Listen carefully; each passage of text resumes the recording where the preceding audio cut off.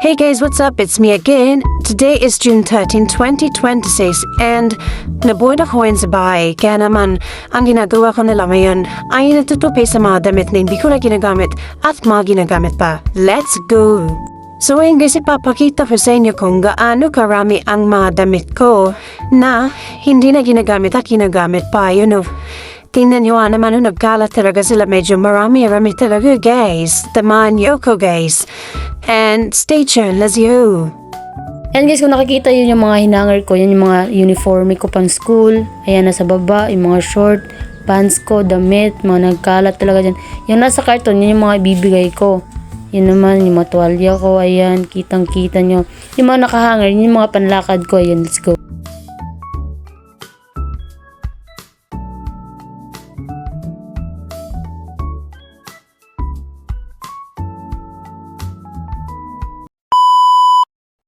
Guys, hindi ko alam kung anong gagawin ko sa mga damit ko. Sobrang dami na talaga.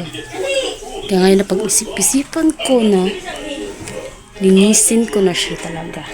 At sisiparit ko yung mga hindi ko nasusuotin. Dami na talaga. Wait.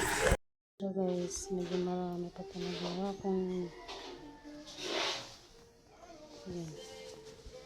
yun, nakaseparate na siya. Marami pa talaga. Hindi ko na alam ang gagawin ko. Go.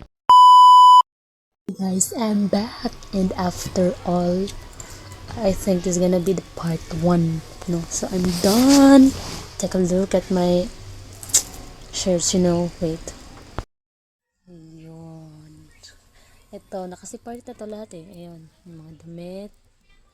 Ito yung mga shorts na maong, tama ba?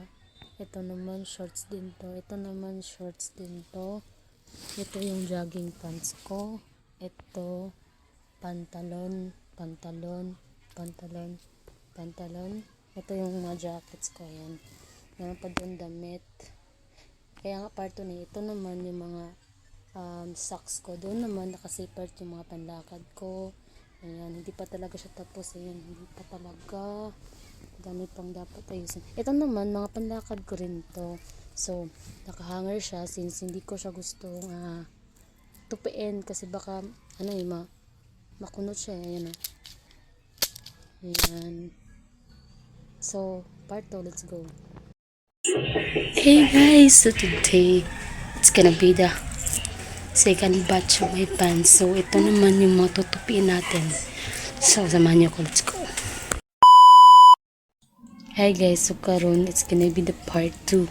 So, tanawan ninyo nga akong mga sanina. Daghan po yun siya guys. Gaya na kung nakita ninyo, mostly yun is ang short o pants. So, this time, take a look. My God, I don't know what I'm going to do this. Isa lang kanay restricted nga mga bagay na hindi niyo dapat makita. Look.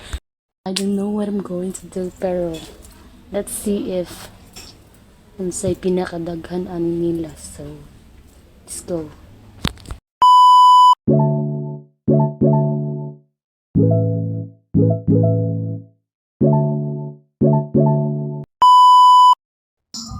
Guys, so ngayon lang ako nakatapos magtupi ng mga damit ko. And there. Ano siya yan.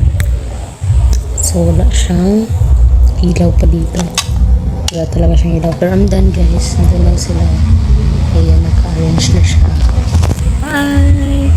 It's already 12 in the evening.